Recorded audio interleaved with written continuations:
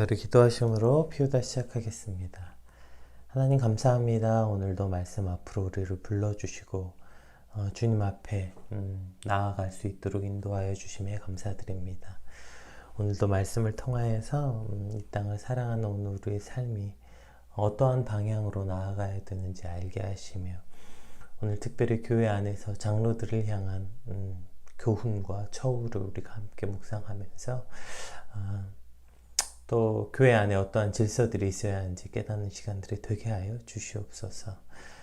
오늘도 말씀을 따라 살아가는 하루가 되기를 소망하고 주님 앞에 겸손한 마음으로 듣는 시간이 되게 하여 주시옵소서. 감사합니다. 예수님 이름으로 기도드립니다. 아멘. 네, 오늘 저희가 함께 살펴볼 말씀은 디모데전서 5장 17절에서 25절 말씀입니다. 함께 읽겠습니다. 잘 다스리는 장로들은 배나 존경할 자로 알되 말씀과 가르침에 수고하는 이들에게는 더욱 그리할 것이니라. 성경에 일렀을 때 곡식을 밟아 떠는 소의 입에 망을 씌우지 말라 하였고 또 일꾼이 그 삭을 받는 것은 마땅하다 하였느니라. 장로에 대한 고발은 두세 증인이 없으면 받지 말 것이요 범죄한 자들은 모든 사람 앞에서 꾸짖어 나머지 사람들로 두려워하게 하라. 하나님과 그리스도 예수와 택하심을 받은 천사들 앞에서 내가 엄히 명하노니 너는 편견이 없이 이것들을 지켜 아무 일도 불공평하게 하지 말며 아무에게나 경솔히 안수하지 말고 다른 사람의 죄에 간섭하지 말며 내 자신을 지켜 정결하게 하라. 이제부터는 물만 마시지 말고 내 유장과 자주 나는 병을 위하여 포도주를 조금씩 쓰라. 어떤 사람들의 죄는 밝히 드러나 먼저 심판에 나아가고 어떤 사람들의 죄는 그 뒤를 따르나니 이와 같이 선행도 밝히 드러나고 그렇지 아니한 것도 숨길 수 없느니라. 아멘. 오늘 본문은 이제 그 교회 안에 있는 장로들에 대한 예우와 권징에 관한 지침들이 기록되어 있죠. 오늘 본문에서 이제 등장하는 장로들은 우리가 이제 디모데전서 1장에서 언급되었던 감독과 같은 의미입니다.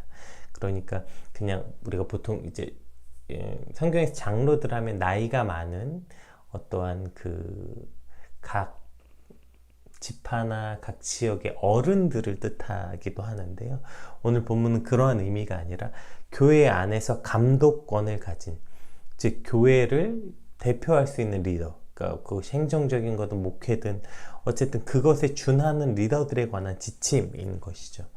우리 17절, 18절, 그래서 오늘 그 시작에 대해서 이렇게 말합니다. 17절에 보면 잘 다스리는 장로들은 잘 다스린다.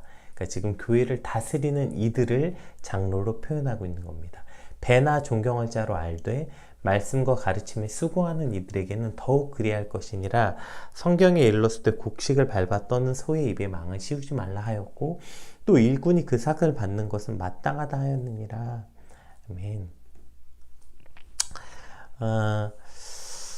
잘 다스리는 장로들을 배나 존경할 자로 알되 특히 말씀을 가르치는 일에 수고하는 이들은 더욱 그리하라. 이 말은 이 당시 교회 안에서도 교회를 치리하고 업무를 처리하는 일을 맡은 장로와 말씀을 가르치는 일을 맡은 장로, 이렇게 자연스럽게 교회 안에서 분화가 되어 있음을 알 수 있었죠. 교회 안에서 교회를 위해서 일하는 모든 이들은 존중하고 존경받아야 된다. 그리고 말씀을 가르치는 자에 대해선 더욱 그리하라. 이렇게 교훈하고 있는 것입니다. 특별히 이제 오늘 말씀을 나누면서 제가 지금 이제 제가 올해부터 PK 사역에 전담하게 돼서 지금 어떤 교회 안에서 목회나 또 부교육자 생활을 하고 있지 않는 게 참 다행이다 이런 생각을 했어요. 그래서 제가 만약에 제가 지금 단독 목회자로서 제가 성도들에게 이걸 가르친다거나 혹은 부교육자로서도 가르친다면 이 말씀을 이렇게 전하기 쉽지 않았을 것 같아요. 그래도 감사하게 제가 지금 이런 특별한 상황으로 PK 사역에 전담하고 있는 상황이기 때문에 더 오늘 말씀을 특별히 더 눈치 보지 않거나 혹은 또 왜곡되지 않고 나눌 수 있을 것 같습니다. 말씀을 가르치는 자들을 존경하고 존중받아 마땅한 자리이다 이렇게 말하고 있어요. 말씀을 가르치는 자, 지금으로 말하면 교회 안에서 대표적으로 목회자를 말하는 거겠죠. 우리나라에도 그랬던 시절이 존재한 것 같아요. 목회자들, 즉 말씀을 가르치는 사람들이 존중받고 존경받던 시대들이 있었던 것 같아요. 그래서 예전 세대의 부모님들은 자기 자식이 목사가 된다고 하면 진짜 막 굉장히 기뻐하고 굉장한 일로, 영광스러운 일로 여겼던 때도 있었던 것 같아요. 그러나 지금 시대, 요즘 시대 부모님들은 만약에 부모님들이 신앙이 있는 장로님, 권사님들임에도 불구하고, 심지어 부모님들이 목회자임에도 불구하고 자기 자식이 목사가 된다고 하면 말리는 경우들이 이제는 더 많아진 것 같아요.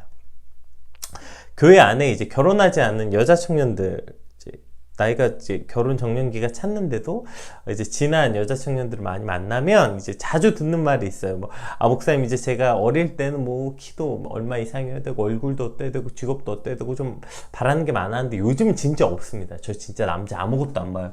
키도 안 보고요, 얼굴도 안 보고요, 직업도 돈 많이 못 벌어도 그냥 있기만 하면 돼. 다만 저 딱 한 가지만 봐요. 뭐예요? 믿음이 있냐. 교회 다니는 사람이면 저 무조건 만족합니다. 그래? 그래서 제가 이제 기쁜 마음으로 뭔가 말하려고 하면 근데 그 뒤에 반드시 따라 붙는 게 있어요. 뭐예요? 전도사만 아니면 돼요. 이거예요. 네. 그냥 믿음 있는 사람, 교회에 다니는 사람이면 돼요. 그리고 전도사만 아니면 됩니다. 이렇게 끝이 나요. 이게 지금 대한민국, 우리나라의 목회자들의 실 주소 아닙니까? 그래서 제가 자주 말해요. 야, 무슨 전도사는 똥차냐, 무슨 바이러스냐, 왜 목회자 그렇게 취급하냐, 전도사를 왜 그렇게 취급하냐 웃으면서 얘기하기도 해요. 하나님의 말씀을 가르치는 자리가 얼마나 영광스럽고 귀한 자리인데, 어느새 목회자라는 그 위치가, 그것을 직업으로 만약에 이야기한다면 그것이 이러한 취급을 받는 데 이르게 된 것 같아요.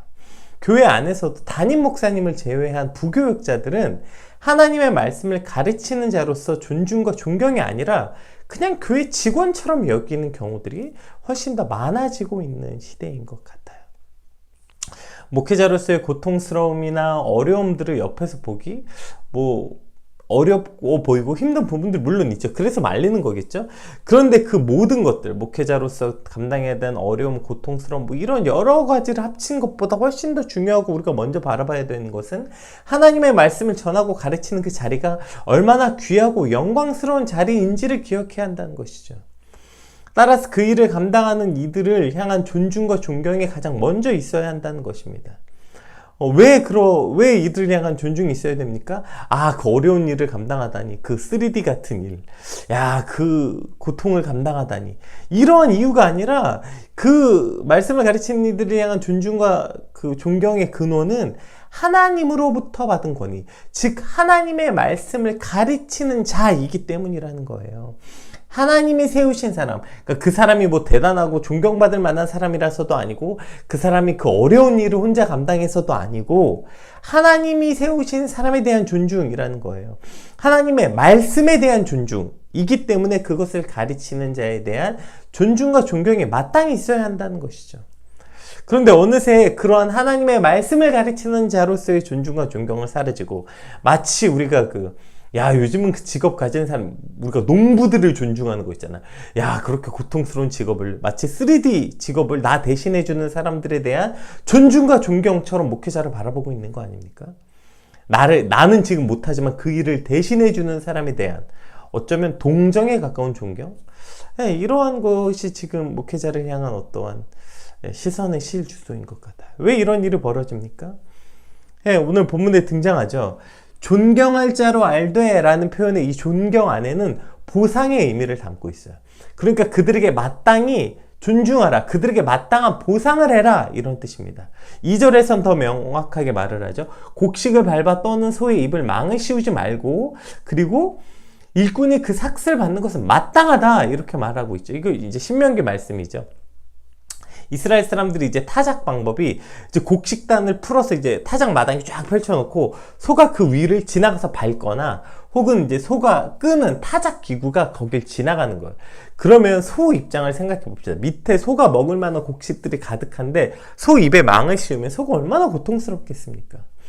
그러니까 이것은 이제 첫 번째로 그렇게 동물 학대하지 마라, 이런 뜻이기도 하고요. 그래서 그 일할 때 그가 마음껏 그 곡식을 떨면서 소가 먹을 수 있게 해주라는 거예요.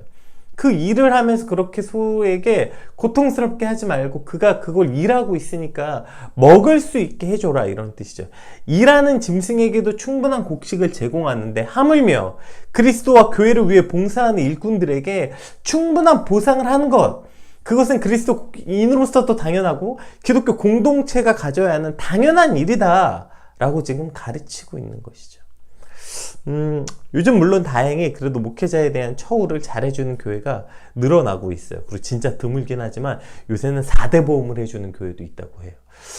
제가 처음 저희가 부교육자 할 때, 전도사 사역 나갈 때 이런 교회는 거의 존재하지 않았습니다. 와, 목회자에게 4대 보험이라니. 요즘은 이제 그런 교회도 생겨나고 있다고 해요. 그러나 그럼에도 불구하고 아직도 대부분의 교회들은 목회자에 대한 처우가 사실 할 말이 없는 일이죠. 제가 처음 2005년도에 제가 처음 전도사 사역 나갔을 때 받았던 월급이 65만 원이었거든요. 예. 그럼 벌써 몇 년이 지났습니까? 15년이 지났죠?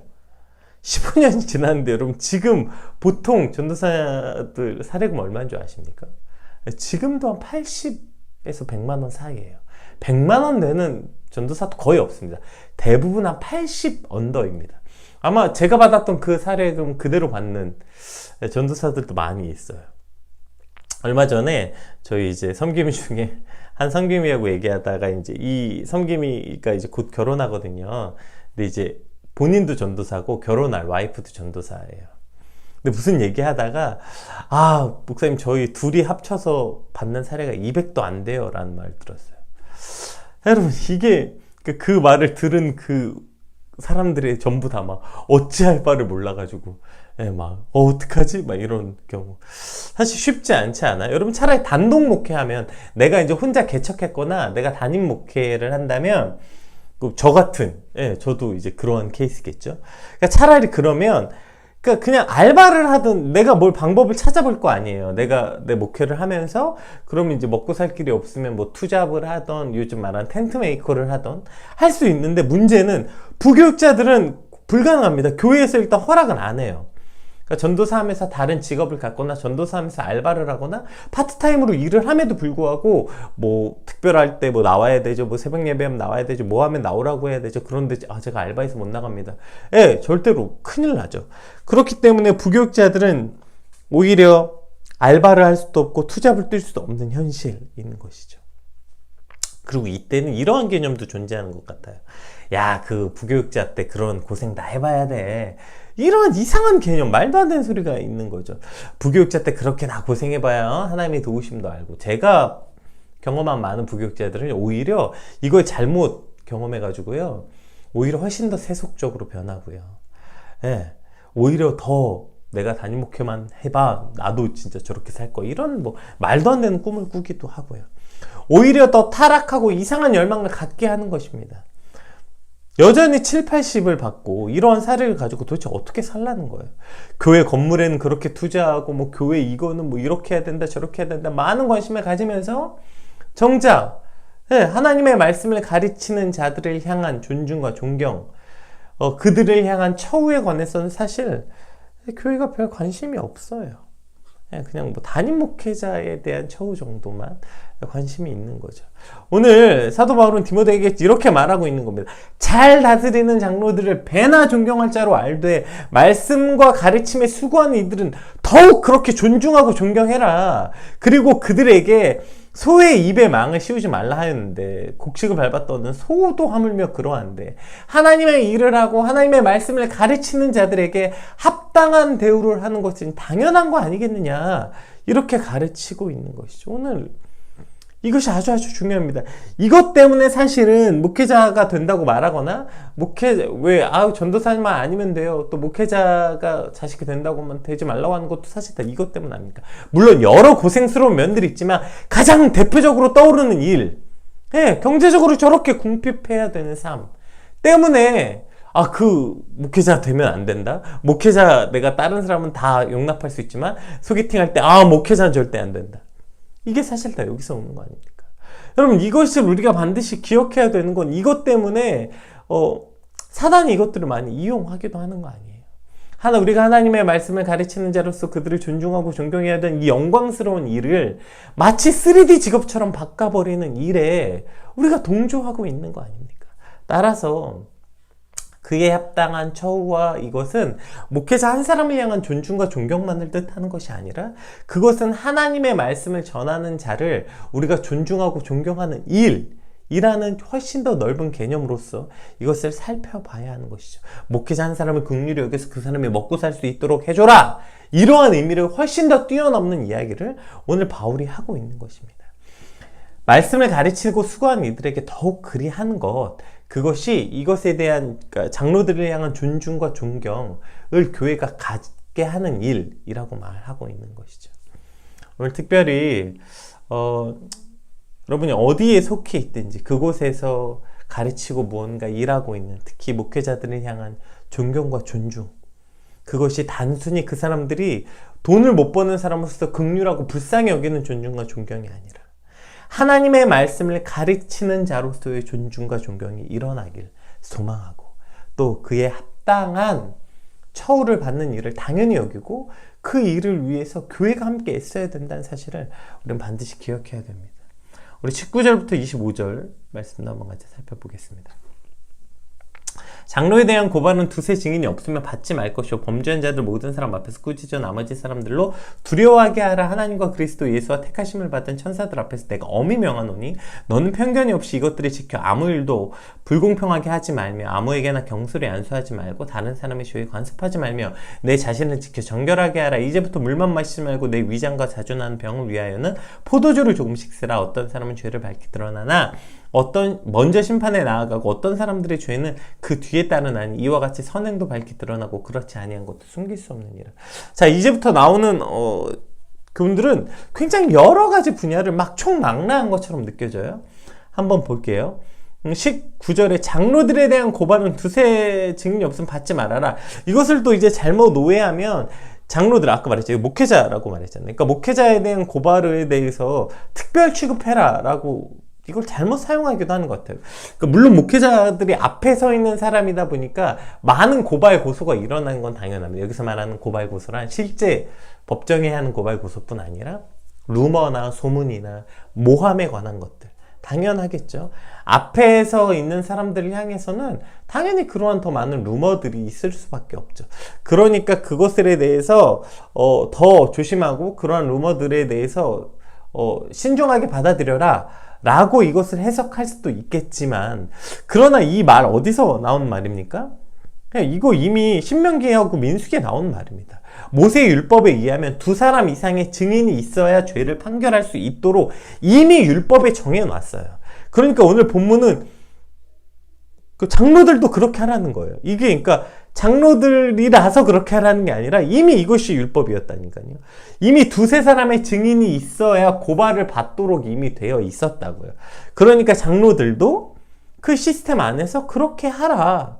그리고 범죄한 자들을 모든 사람 앞에 꾸짖어 나머지 사람들을 두려워하라. 만약에 그런데 그들이 범죄한 것이 드러나면 많은 사람들 앞에서 그것을 꾸짖어서 그 비슷한 범죄를 저지를까 하는 이들에게 경각심을 심어주게 해라.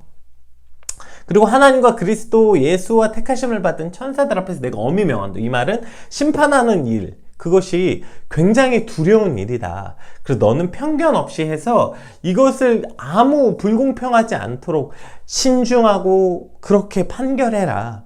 이렇게 지금 디모데를 가르치고 있죠. 그리고 아무에게나 경솔히 안수하지 마라. 그러니까 쉽게 아무 사람, 왜냐면 이 당시에 이제 막 교회들이 부흥하는 데 아닙니까? 그러니까 사실 많은 일꾼들이 필요할 때 경솔히 모든 사람들에게 안수해서 다 그 직분을 맡기지 말고, 그래서 다른 사람의 죄에 간섭하지 말고 내 자신을 지켜 정결하게 하라. 이렇게 지금 권면하고 있는 이 내용들을 한번 보자고요. 그러니까 지금 어떤 이 타락한 장로들, 어떤 이 일들에 대해서 어떤 사람을 그 사람을 보증하는 거잖아요. 내가 그 사람을 세웠다는 건. 그로 인해서 그 사람이 죄를 지었을 때 그 공동의 책임을 지는 것. 그러니까 어쨌든 이러한 것들이 더 그렇게 되니까 이 안수한 일을 더 신중히 해라. 이렇게 말하고 있는 거예요. 근데 지금 이 내용을 한번 보세요. 이게 지금 굉장한 어떠한 특별한 일입니까? 이건 그냥 매우 매우 상식적인 일 아닙니까? 그러니까 지금 장로들에 대한 고발 역시 이거 상식적으로 이미 이런 시스템이 있었다니까요. 그러니까 그 시스템에 따라서 하라는 거예요. 특별 취급하지 말라는 거죠. 또 거꾸로 그러니까 그들에 대해서 고발하는 일 역시 취급하지 말고 거꾸로 그들이 만약에 범죄했을 때도 특별히 봐주거나 이런 거 없이 똑같이 하라는 거예요. 예, 치리하라는 거죠. 그리고 그래서 불공평함이 없이 그렇게 해라. 그리고 이제 물만 마시지 말고 내 위장을 위해서 그 자주 나는 병을 위해서 포도주를 조금씩 쓰라. 이것도 이제 당시에 이제 이쪽 근동 지방의 물들이 대부분 병균으로 오염돼 있었다고요. 그래서 끓이지 않고 마실 경우에 이질이나 위장병이 갈릴 가능성이 높았고, 여기서 비위는 위장을 뜻하는 말이죠. 그래서 디모데가 위장병과 이제 다른 질병을 앓고 있었을 것으로 우리가 추정합니다. 그래서 바울은 그의 질병을 위해서 포도주를 조금 쓰라 이렇게 말하고 있는 거예요. 그러니까 그가 지금 여기서 너가 포도주를 조금 허용하고 마셔라 이런 뜻이 아니라 약으로서, 그러니까 그 위장을 위해서, 그러니까 이 당시에 그러한 이유로 포도주를 물에 희석해서 먹는 것, 그래서 깨끗한 물로 마실 수 있도록 물을 소독하는 개념으로서 포도주를 그렇게 섞어서 마셨다고 해요. 그러니까 네 위장을 위해서 그렇게 먹으라는 거예요. 그것이. 그러니까 이것도 사실 무슨 굉장히 특별한 지침이 아니라 그냥 매우 상식적인, 당시에 모든 사람들이 알고 있었던, 그렇게 쓰라 하는 것입니다. 지금 이 이야기들을 통해서 우리가 함께 살펴보기 원하는 건, 제가 그래서 오늘 본문 제목도 특별함이 가진 함정이라고 이제 이야기했어요. 우리가 거룩하다는 것은 특별한 거 맞죠. 구별된 삶. 구별된 삶은 스페셜함, 특별함을 가질 수 있는 것 같아요. 그리고 우리가 거룩한 삶을 산다는 건 다른 방식과 다른 방법으로 이 땅을 살아가는 것, 그것이 가진 특별함이 물론 있죠. 그런데 우리가 거룩함과 특별함 사이를 조금 구별할 수 있는 아주 중요한 지점이 있는데 뭐가 있을까요? 특별함 안에는 뭐가 있어요? 나는 특별하다라는 어떠한 대접받고 싶은 욕구, 남들보다 내가 더 우월하다는 욕구, 특별한 대우를 받고 싶어하는 욕구가 바로 특별하다에 포함되어 있는 것. 당신은 거룩합니다, 그래서 특별합니다 라는 말과 나는 좀 특별한 삶의 방식을 갖고 있다, 나는 좀 특별해, 이 말은 우월감으로부터 오는 어떤 인간의 악함이 포함되어 있다는 것이죠. 오늘 본문을 잘 보세요. 오늘 본문은 사실 대부분 매우 상식적인 이야기입니다. 처음부터 사실 곡식을 밟았더는 소의 입에 망을 씌우지 말라. 일꾼이 그 삭슬 받는 것은 마땅하다. 당연하지 않겠습니까? 일하는 만큼 삭슬 받는 건 당연합니다. 그런데 마치 목회자들은 그러지 말아야 된다. 너희들은 특별한 양식을 구해라. 여기서 말하는 특별하다는 것이 뭘 뜻하는 거냐고요. 또 장로들에 대한 고발에 관해서도 특별한 법칙이 적용되길 원하고요. 그들이 범죄에 대해서도 특별한 법칙을 자꾸 요구하게 된다고요. 그래서 또 우리가 누군가의 물을 마시는 거, 이것도 이제 포도주를 쓰는 이 일도 특별한, 그러니까 상식적인 일 안에서 일어나는 일, 일반적 법칙 안에서 일어나는 일이라는 것입니다. 그러니까 우리가 신앙을 가지면서 한 가지 경계해야 되는 것이, 우리가 거룩한 삶을 살아가야 되는 거 맞습니다. 구별된 삶을 살아가야 되는 건 맞죠. 그런데 그것이 자칫 잘못하면 저 특별함으로 잘못 사용될 수 있다는 거예요. 만약에 우리가 이 위장병을 위해서 포도주를 조금 쓰라, 네 병을 위해서 포도주를 조금 쓰라, 이 말에 대해서도 이것이 당시에 상식적으로 아프면 약을 먹어라, 이런 뜻과 매우 비슷한 거 아닙니까? 그런데 우리가 자꾸 특별함을 바라기 때문에, 그러니까 아플 때 병원에 가는 것이 아니라 신앙이 있는 사람들은 아플 때 기도해야 된다, 이것이 상식처럼 여겨지는, 물론 아플 때 기도해야 되는 건 맞습니다. 그것이 세상과 다른 방법으로 살아가는 방식도 맞아요. 그런데 그것을 자칫 잘못 생각하면 특별함, 그것을 내가 당연히 받아야 되는 권리처럼 여기게 된다는 것이죠.